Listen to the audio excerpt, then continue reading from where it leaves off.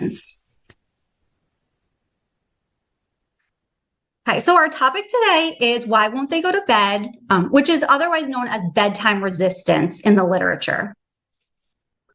So bedtime resistance is usually seen in children over 2 years old, and it can encompass a bunch of different behaviors, including stalling, verbal protests, crying, clinging to caregivers, refusing to go to bed, getting out of bed, attention-seeking behaviors, and making these multiple curtain calls, which is where the child comes out of their room multiple times to ask for food or drinks or to tell you something, things like that. And there's 2 different subtypes when it comes to childhood insomnia, and bedtime resistance falls under the limit setting subtype. So this means that parents are having a hard time with setting limits around bedtime, like sticking to a regular sleep schedule, setting a consistent bedtime routine, and following through on that set bedtime. Now, of course, we're not blaming parents here. This subtype is just letting us know some of the things that parents might benefit from support with. So today we're going to focus on that part, which is setting up a consistent bedtime routine. When talking about setting up an effective bedtime routine, one of the most important parts is going to be consistent timing. So here's some studies that looked at sleep variability, which is how much sleep times change from night to night. In a study of preschool-age children in 2002, Bates et al. Found that more variability in the amount of sleep between nights, as well as variability in bedtimes, was related to the children's difficulties at preschool as measured by their teachers. And then next, a study by Biggs et al. In 2011, they had a large sample of over 1,600 children ages 5 through 10. And they found that an inconsistent sleep schedule between nights of more than an hour was associated with increased behavioral difficulties. And then lastly, Awada in 2012 found that children who had more inconsistent sleep schedules took longer to fall asleep, fell asleep later, and slept less on weeknights than children who had more consistent sleep schedules. So in order to move towards this consistency that we want, the easiest place to start will usually be working with families to set a consistent wake-up time every day. So we can find out what time is the earliest the child needs to wake up on weekdays, maybe to get to school or ABA or whatever they need to get to, and make that the goal wake-up time. Then we want to recommend, if possible, that parents wake the child at that same time every day, even on the weekends. But if that exact time just isn't reasonable for the family, keeping the wake up to no more than an hour later is still going to be very beneficial. And one important point to guide parents on here is that we want to keep this consistent wake up time, even if the child has gone to bed very late or had a poor night's sleep. So it's totally understandable that parents will want to let the child sleep in and catch up on that sleep if they haven't slept well. But getting off of that schedule will generally just keep sleep issues going. Now, of course, if the child is sick or having a medical procedure or something like that, then we're just going to let the child sleep as much as possible.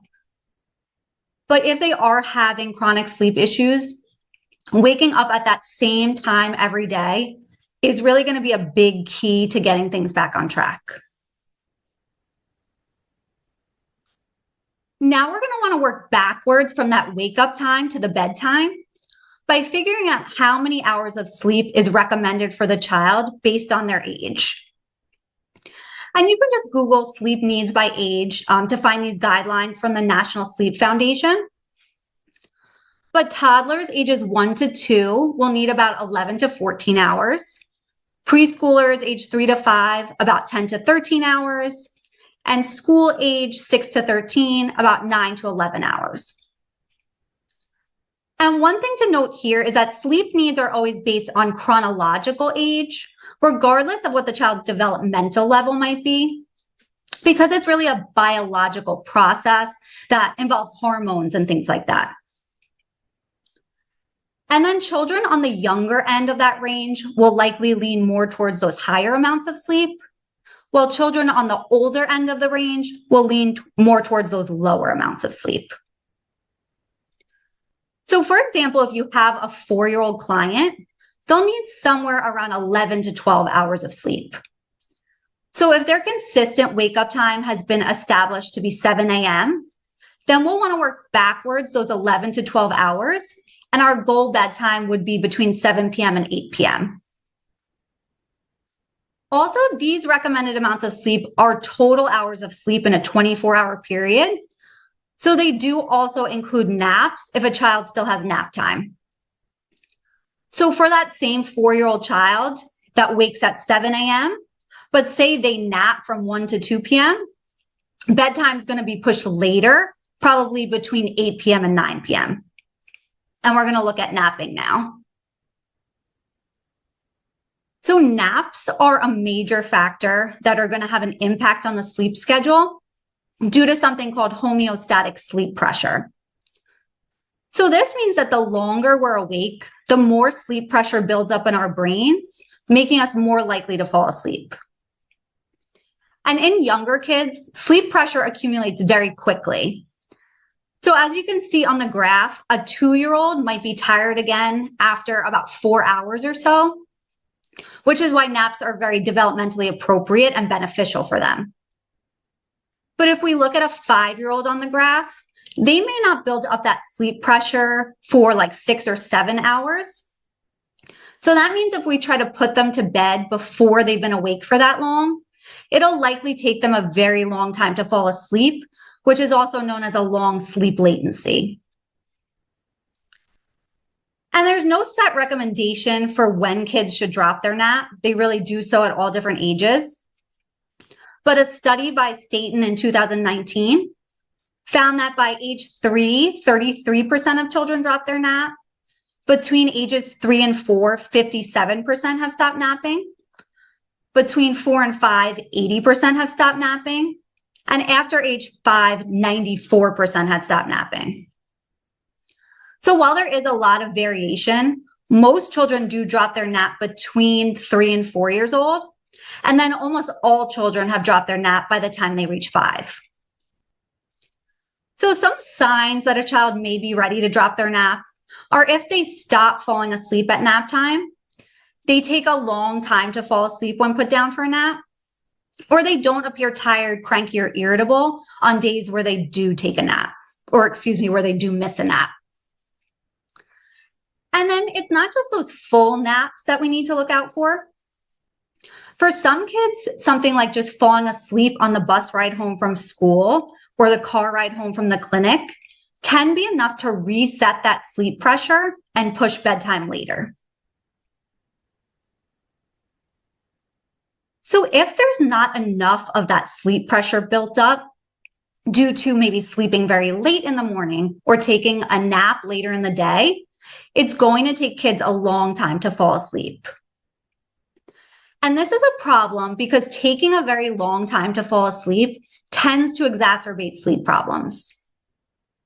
So the normal amount of time between lights out and falling asleep is about 10 to 20 minutes. One reason that taking longer than that to fall asleep is problematic is that it conditions poor sleep. So if we practice lying in bed awake, it builds that association of lying in bed and being awake, which is the exact opposite of that association that we want, and can often lead to insomnia symptoms and make it more difficult to fall back asleep in the middle of the night as well. Then another reason that long sleep latency can be a problem is that it leaves room for problem behaviors to emerge. So if kids are being asked to go to bed at a time when they're just not very tired, they're going to be at higher risk of engaging in those sleep resistance behaviors.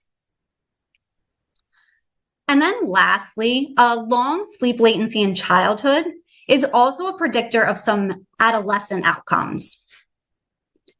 One study by Tuchet in 2024 found that a long sleep latency in childhood made it more likely that a child would have depression, ADHD, or conduct disorder in adolescence. So based on this information, the main takeaway that we want to guide parents on is really putting kids to bed at a time that they're actually tired. This can be difficult sometimes because many parents have ideas of what the bedtime should be. But if they continue to put a child to bed at, say, 8 p.m., when the child's consistently not falling asleep until 9:30 p.m., this is really going to build up that poor sleep conditioning. So for that child, we would want to recommend a fated bedtime procedure by putting them to bed close to the time that they're usually falling asleep, so 9:30 or even a little bit later instead of 8 o'clock, with that goal of really getting them to fall asleep as quickly as possible. But then we definitely want to reassure parents that we're not going to stay at this later time. And once the child is falling asleep quickly, within about 15 minutes or so, the next night we can start moving the bedtime earlier by 15 minutes. If the child doesn't fall asleep quickly, the next night we can push bedtime later by 15 minutes to build up more of that sleep pressure. And then we can just continue this until that target bedtime is reached. Another thing we want to think about to set the bedtime routine up for success is, what is the child's relationship to their bedroom right now? So have they ever slept in their bedroom? Are they maybe neutral about it? Or could they be a little bit afraid of it? So we can think about spending some fun time in the bedroom to really get it being a place that the child wants to be, or at least doesn't mind being. So if ABA sessions are in the home, maybe we start spending some time in the bedroom playing and engaging with reinforcers to get them comfortable. Or we could ask parents if they would be able to spend a couple of minutes a day playing in the bedroom with the child. And we can start slow with just a few minutes of playing some of the child's favorite toys together, or parents maybe just doing some snuggling or tickle time, and gradually increasing the amount of time spent in the bedroom. So really just doing anything that the child enjoys and will make them feel more relaxed and happy in their sleep space will be beneficial.